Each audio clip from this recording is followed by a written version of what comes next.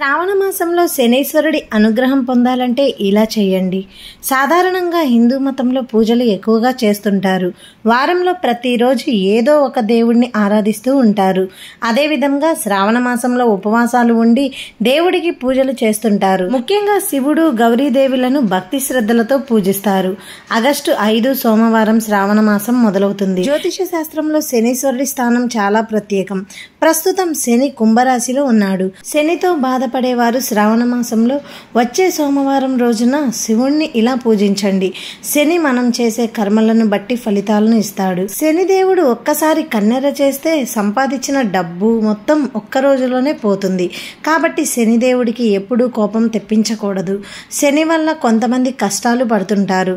అలాంటి వారు సోమవారం రోజు ఉదయాన్నే తలస్నానం చేసి శివయ్యను ధ్యానం చేయండి. ఇలా చేయడం వలన శని నుంచి విముక్తి పొందుతారు. శనిదేవుడి అనుగ్రహం పొందాలంటే శ్రావణ సోమవారం రోజున 5 రకాల పువ్వులతో శివునికి పూజ చేయండి.